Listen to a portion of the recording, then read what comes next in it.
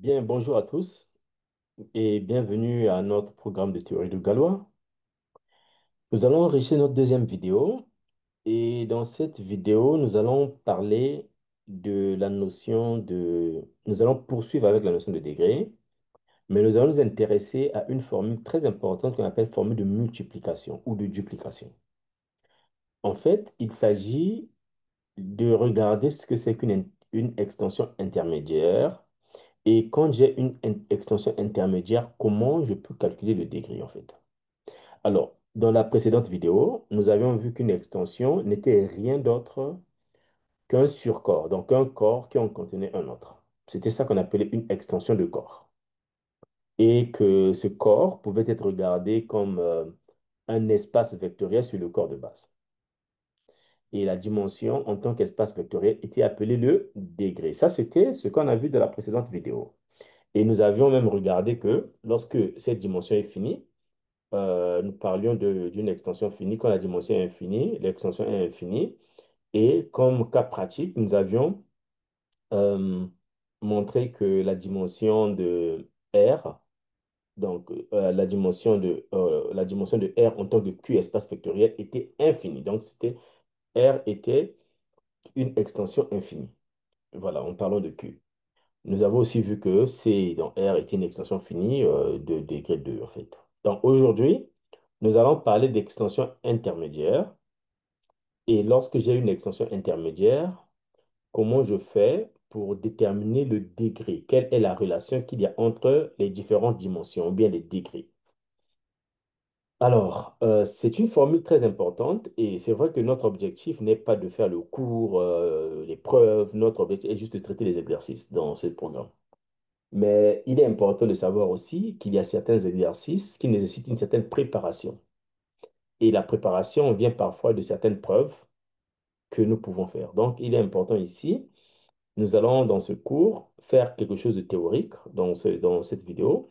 Euh, Essayer un peu de regarder comment déterminer les bases dans le cas d'extension intermédiaire. Et ceci nous aidera sérieusement dans la suite parce que c'est une formule qui va beaucoup être utilisée. Et une fois que nous savons comment former les bases, les différentes bases, ben, cela sera vraiment une aubaine quoi, pour la suite. Voilà. Donc, sans plus tarder, je vais partager mon écran pour expliquer.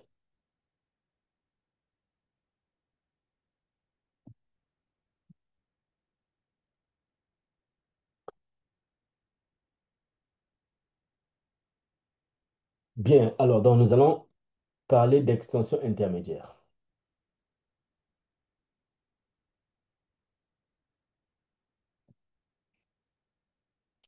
Extension intermédiaire.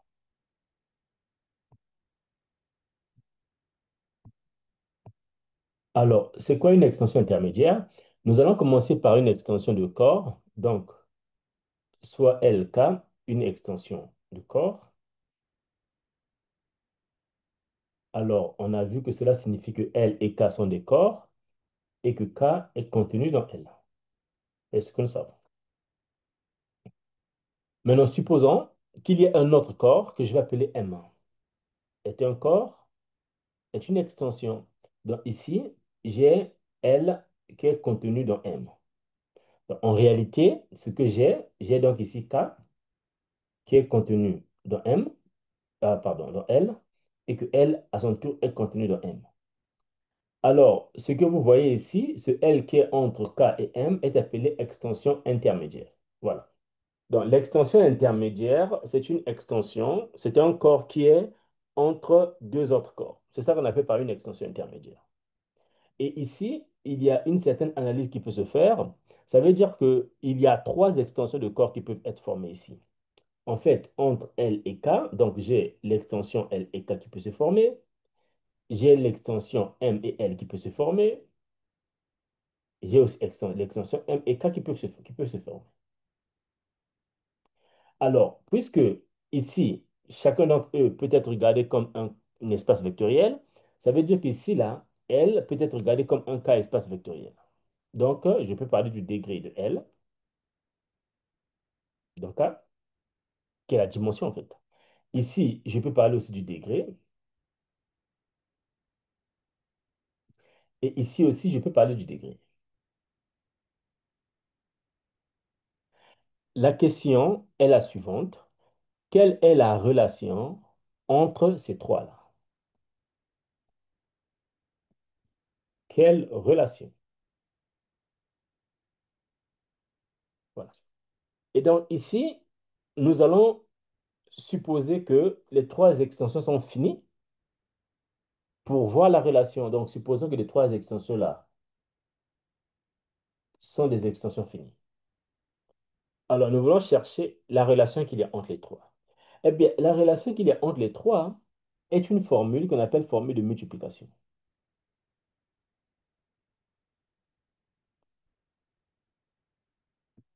Formule de multiplication.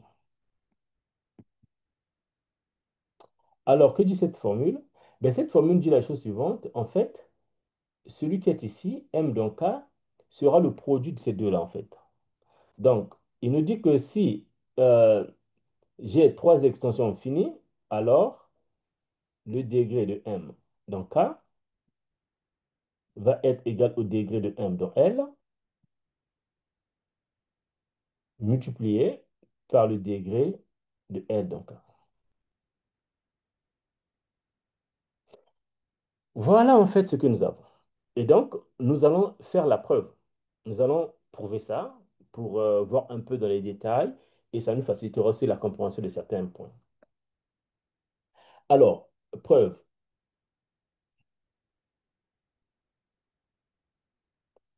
Alors, par hypothèse, nous savons que les trois extensions sont finies. Alors, comme les trois extensions sont finies, ça veut dire que je peux supposer que ce monsieur-là a pour degré n. Donc, la dimension de ce type-là, c'est n. C'est n qui est fini. Et ici, je peux supposer que c'est m.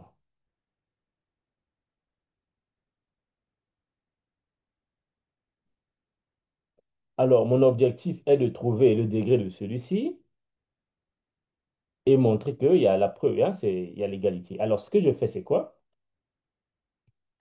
Si ce monsieur a pour degré n, ça veut dire que la dimension de m en tant que L espace vectoriel est de n.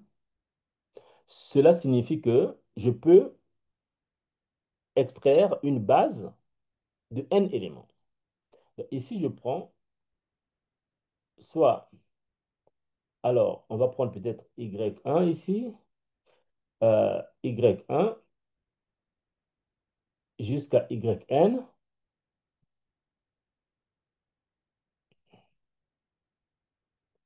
une base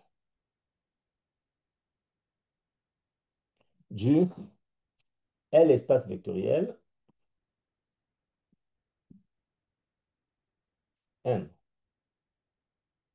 Ensuite, on va prendre ici x1 jusqu'à xm, une base du K espace vectoriel L. Alors, je vais faire une chose. En fait, j'ai le droit ici de faire le produit des éléments qui sont là. Pourquoi? Parce qu'en fait, j'ai ici des corps, en fait. C'est-à-dire que ce sont des espaces vectoriels, mais c'est aussi des corps, dont la multiplication ici est interne. Et donc, ce qui se passe, c'est que je vais regarder l'ensemble T, qui sera en fait l'ensemble de tous les produits possibles d'éléments de Y et de X. C'est-à-dire que ça va être l'ensemble de XI, YJ, tel que I est compris entre 1 et peut-être N, et J est compris entre 1 et M. Et mon objectif ici est maintenant de montrer que ceci forme une base de MK,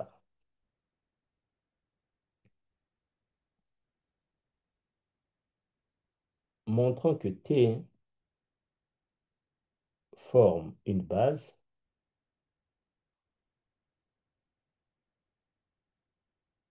de MK. Alors, pourquoi? Ben parce que quand je fais le produit ici, le produit me donne N fois M éléments. Donc, c'est déjà un bon candidat. C'est un bon candidat. Si je réussis à monter cette formule base, j'ai réglé le problème parce que ça sera carrément le produit des décrits, en fait. Donc, pour montrer que c'est une base, le premier point sera de montrer que les vecteurs qui sont là sont libres. En fait, sont linéairement indépendants. Linéairement indépendant signifie que si j'ai une combinaison linéaire qui est égale à zéro, ben, ça veut dire que c'est chaque coefficient qui sera égal à zéro.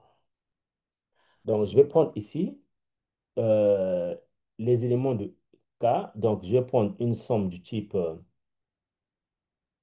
donc je vais montrer ici, linéairement indépendant.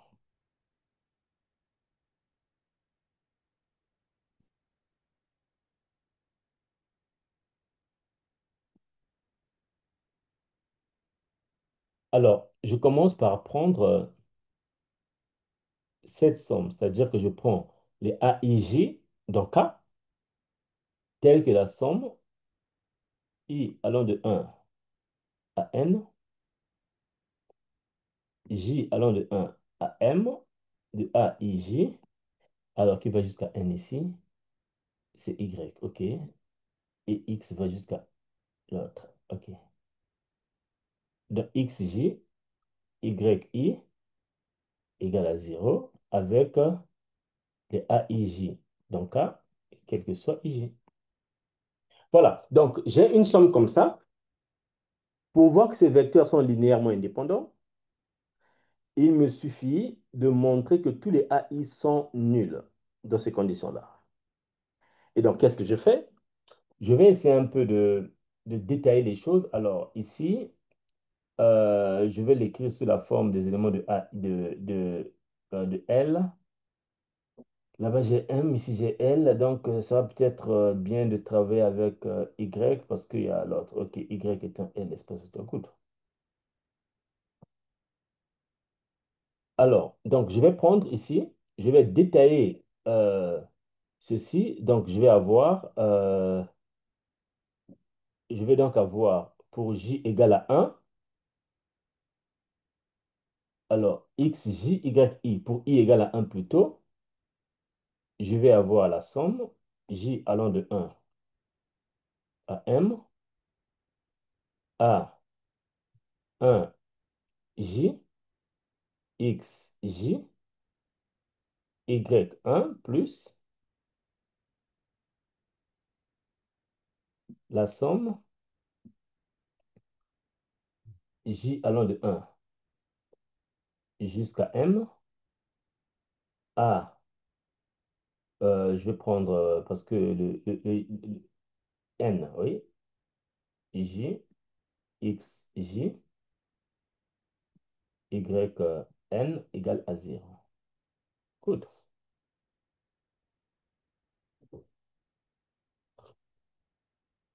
Alors, ici, nous allons remarquer une chose. Les XI forment une base du L espace vectoriel. Ça veut donc dire quoi? Ça veut dire que ce produit-là, parce que X est une, les XI forment une base du L espace vectoriel et du, oh là là, voilà, les XI forment une base du K espace vectoriel L. Ça veut dire quoi? Étant donné que les AI 1J sont dans K et que XI est dans J, est dans L plutôt, alors que L est un K espace vectoriel, ça veut dire que ce produit-là appartient à L. Et donc, tout ceci est dans L. Tout ceci est dans L. Tout ceci est dans L. Mais les YI ici forment, forment une base de M en tant que L espace vectoriel. Donc, comme M est L espace vectoriel, cette somme égale à 0 signifie que chacun d'entre eux ici égale à 0. Donc, ceci implique que la somme J allant de 1 à M de A et J, X, J est égal à 0, quel que soit le I que je prends qui va de 1 à N. C'est ce que ça veut dire. Parce que M est un L espace vectoriel et que chacun d'autre appartient à M. Donc, je vais faire la même chose ici, puisque c'est pour tout I qui va de 1 à L. Ceci est égal à 0. Comme lui, il est dans K, et que lui qui est ici, c'est un K espace vectoriel, ça c'est égal à 0. Ça implique que les A, I, J sont tous nuls, quel que soit le IJ que je prends. Et donc, le problème est terminé. Donc, je viens de montrer la première partie pour dire que ces vecteurs-là sont bien libres. Donc, les vecteurs qui sont de l'ensemble T ici sont bien libres. Et donc, il me reste maintenant à montrer une deuxième partie qui consiste à montrer que ces vecteurs-là, en fait, forment, euh, ces vecteurs-là forment, par exemple, euh, engendrent bien l'espace M. Engendrer veut dire quoi? Vous savez, dans un espace vectoriel, tout élément que vous prenez peut s'écrire comme combinaison linéaire des éléments qui sont là, en fait. Donc, c'est exactement ce que nous allons faire ici, en fait. Donc, nous prenons, on va peut-être essayer de regarder jusqu'où on va s'arrêter. Je vais juste,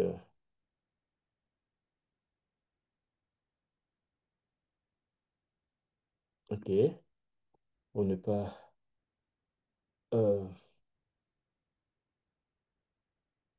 OK, l'autre. Donc, soit X, un élément de M. Alors, comme M est un L espace vectoriel, alors l'élément de M, tout élément de M s'écrit de façon unique comme combinaison linéaire des éléments de la base ici. Donc, notre X ici va s'écrire dans il existe, pardon, il existe A1. Alors, M espace vectoriel, il y a combien d'éléments? M, L espace vectoriel, il y a N éléments. A1 jusqu'à AN, élément de L, tel que X soit égal à A1 Y1 plus AN YN. C'est ça en fait. Mais ici, comme chacun d'entre eux appartient à L, et que L ici, à son tour, est K espace vectoriel, ça veut dire que il va aussi exister, euh, il va exister B1 jusqu'à BM dans K, tel que chaque AI ici va être égal à, peut-être que je vais mettre B1, euh, B1 pour éviter d'en avoir, parce que c'est chacun d'entre eux, hein, donc A1, il va donc B1I peut-être, c'est mieux comme ça, B1I, BMI comme ça. Voilà. Donc, ici, je vais avoir donc B1I de Y. Ah, God, God, God. Non, de X. Pardon.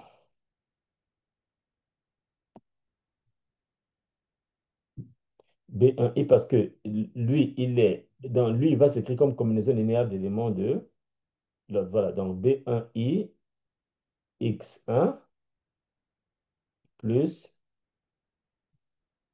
BMI XM. C'est exactement ça, en fait. Voilà. Donc, tout élément, et ça, c'est quel que soit I. Donc, si vous prenez ça, vous injectez maintenant dans X, ça veut dire que notre X sera un élément de la forme Y1, mais devant Y1 ici, il y a une somme qui est là. La somme, donc,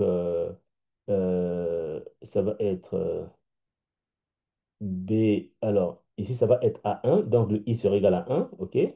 Donc, nous aurons I égale à 1, euh, qui va varier. Donc, on aura B, euh, B BJ, si vous voulez. Ouais. BJ1. mhm, J qui va aller de 1 à M. Plus, on va avoir la même somme ici, YN. Ici, nous aurons J toujours qui partira de 1 à M. Et ici, ici, il manque X, c'est X1. C'est XJ plutôt. Voilà. Ici, vous avez BJ1. Là, ça va être BJM. Parce que le I va jusqu'à M, c'est ça, non? BJM, XJ et YN. Voilà. Donc, c'est ce que nous avons fait. Donc, on prend ce qui est là, on vient déposer là-bas. Et ça, nous écrivons, donc, ça devient une somme sur IJ de BJI, XJ, YI. Voilà. Tout X s'écrit de cette façon. Et donc, nous voyons que l'ensemble en question est libre et ça engendre l'espace M. Donc, en quelque sorte, ça forme une base. Donc, en conclusion, ce que nous avons ici, c'est que si j'ai une extension intermédiaire, si elle est une extension intermédiaire, alors il faut savoir que le degré de MK est un multiple des degrés des autres, en fait. C'est un multiple de degrés de ML.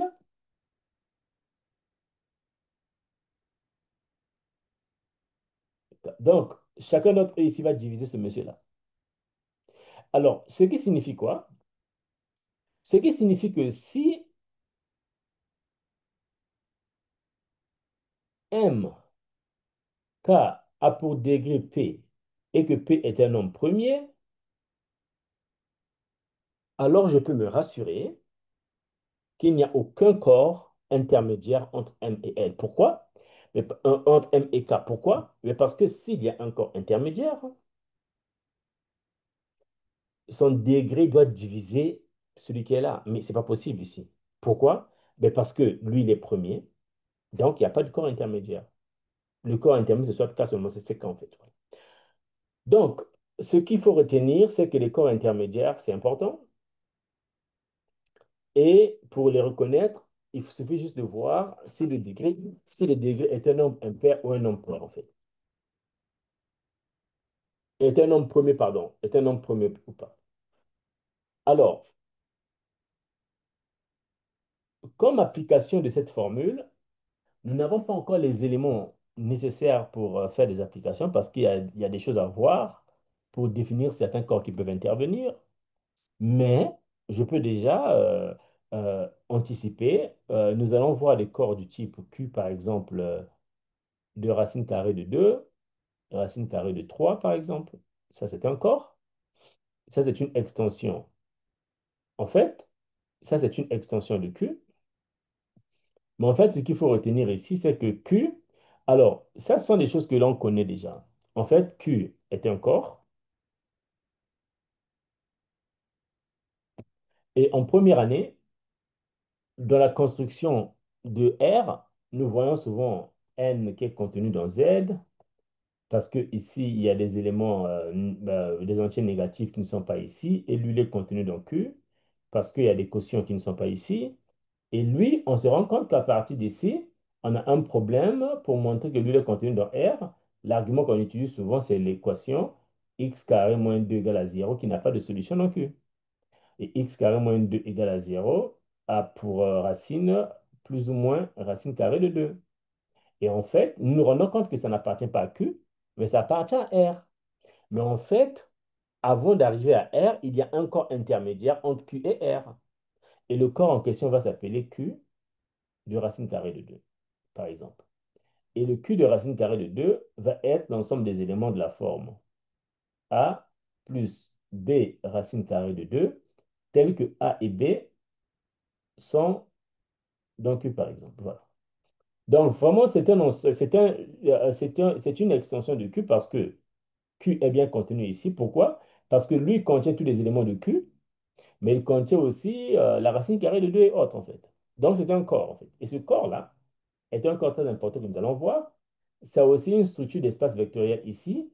Alors, pour trouver une base de ça, c'est vraiment simple. Ce qu'on va faire, on va commencer par celui-ci et on prend toutes les puissances de ce monsieur qui est là, le générateur-là.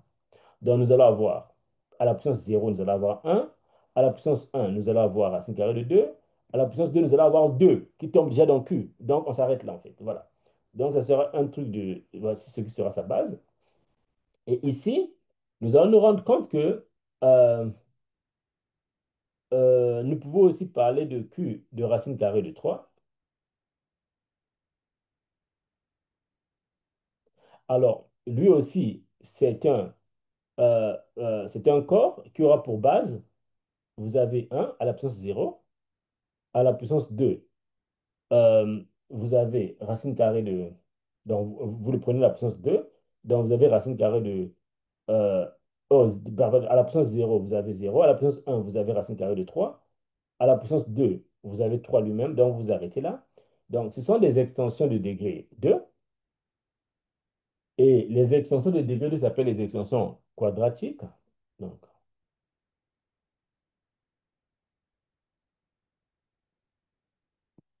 et ici, nous pouvons aussi regarder une autre extension, donc un autre corps.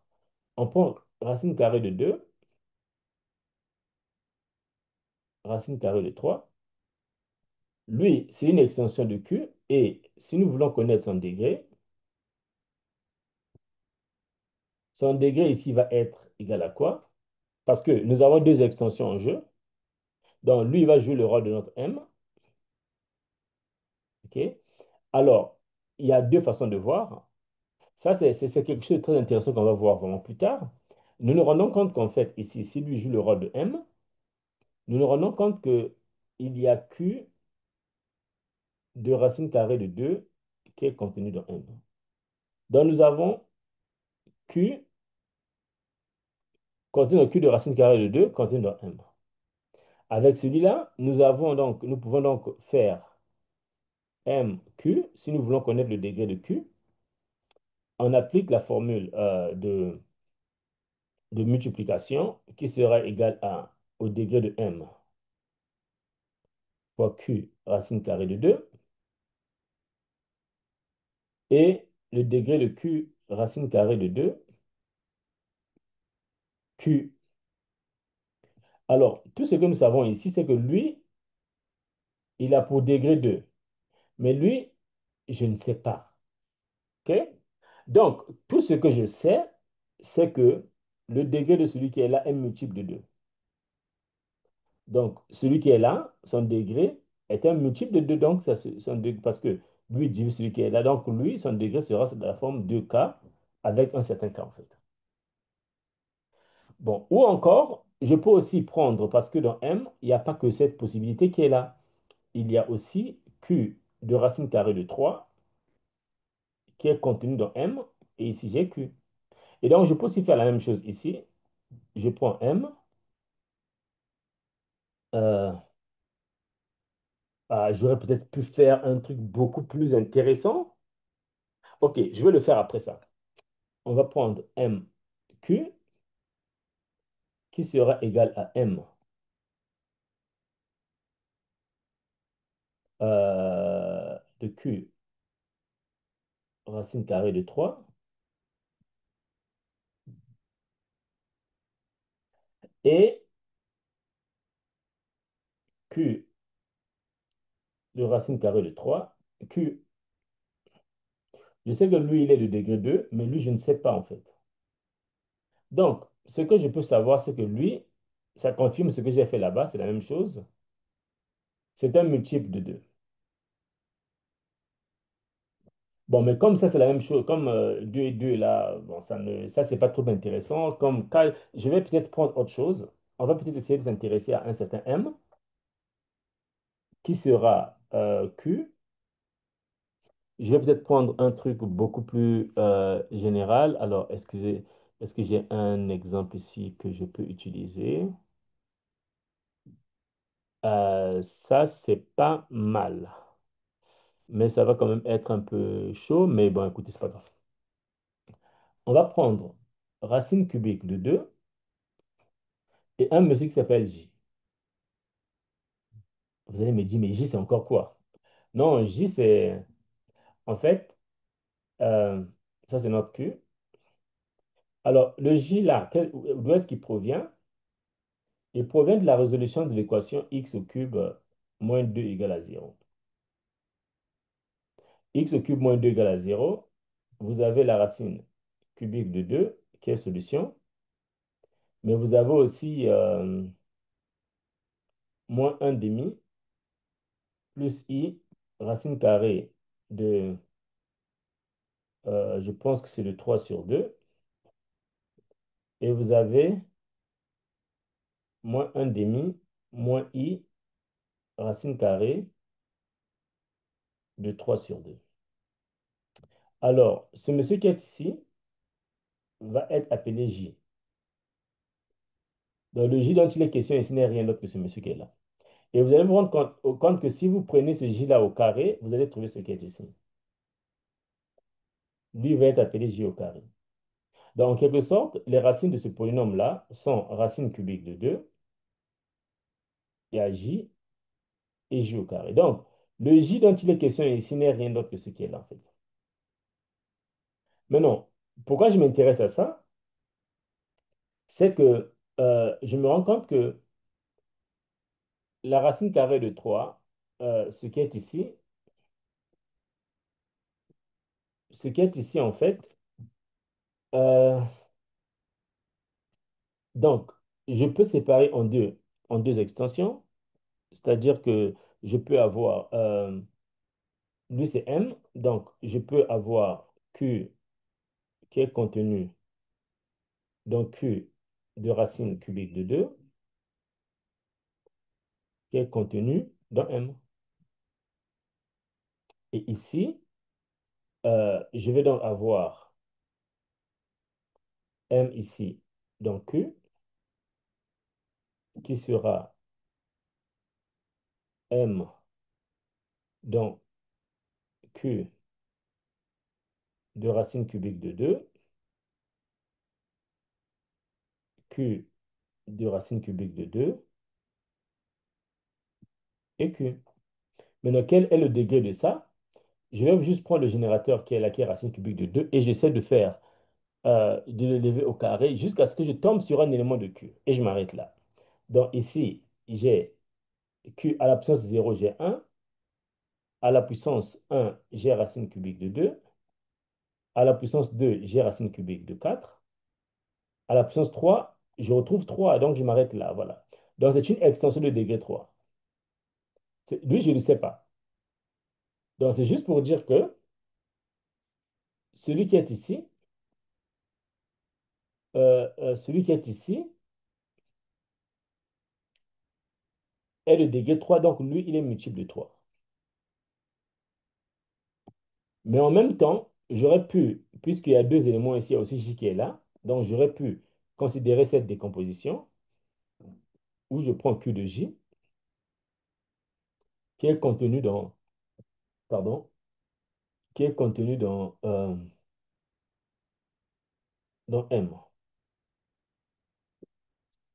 Alors, ici, on se rend compte que on peut faire la même chose.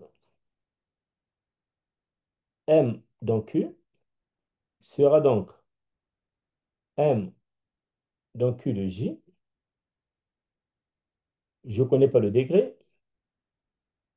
Et ici, ce sera Q de J dans Q. Lui, je connais le degré. Comment je connais le degré? Je fais la même chose. Je sais que J n'est pas dans Q. Je vais élever, je vais prendre les puissances jusqu'à ce que je trouve un élément qui appartient à l'autre. Donc, je me rends compte que ici, quand je mets J à la puissance 0, j'ai 1. Et après, à la puissance 1, j'ai J. Et à la puissance 2, ici, est-ce que c'est comme ça que je vais faire? Euh, ça ne va pas marcher comme ça, mais je sais que c'est une extension de degré 2. On aura l'occasion de montrer ça en fait. Lui, là, il a pour degré 2. Pourquoi il a pour degré 2? On va le voir plus tard, quand on parlera des polynômes minimales, mais en fait, il a un polynôme minimal de degré 2. C'est-à-dire que son polynôme minimal, ça là, ça va être égal à 0. Et on va se rendre compte que le degré d'une extension n'est rien d'autre que le degré du polynôme minimal de celui qui est là. Et ça, on verra ça dans les prochaines vidéos qui viennent. Donc, pour le moment, c'est juste pour vous donner une certaine idée. Celui qui est là, il est de degré 2. Et donc, ça veut dire que celui qui est ici est un multiple de 2. Alors, vous vous rendez compte que pour la même extension, le monsieur est un multiple de 3. Ceci est un multiple de 2. Donc, forcément, c'est un multiple du PPSM de 3 et de 2 et 3. Et le PPSM de 2 et 3, c'est 6. Donc, en fait, ça là, c'est une extension de degré au moins 6 en fait. Donc, ici, je vais dire que le degré de M, Q, ici, c'est 6K avec un certain K. Donc, K ici appartient à l'ensemble 1 jusqu'à je ne sais combien là. Donc, on va chercher, voilà. Et ça sont des choses que l'on fera plus tard. On peut même le faire tout de suite, hein. On peut même le faire tout de suite pour trouver le degré exact. Mais je pense que ça sera beaucoup plus intéressant pour éviter que la vidéo soit très longue. Ça sera beaucoup plus intéressant de le faire quand on aura les pronoms, le pronom minimal et puis on aura tous les éléments nécessaires. Voilà. Donc, je pense que le cours peut s'arrêter ici. Donc, dans ce cours, ce que nous avons fait, nous nous sommes intéressés au degré, à l'extension, aux extensions intermédiaires en utilisant la formule de duplication, de multiplication et voir que, bon, voilà, s'il y a une extension intermédiaire, il y a une relation entre les degrés et que si le degré de l'extension est un nombre premier, alors je suis persuadé qu'il n'y a aucune extension intermédiaire entre les deux. Voilà, et on a vu quelques cas. Bien, merci. Donc, dans les prochaines vidéos, nous allons essayer de voir un peu les pronoms irréductibles et puis comment reconnaître un pronom minimal. Et puis, ça sera beaucoup plus intéressant de poursuivre le travail. Merci d'avoir suivi et à très bientôt.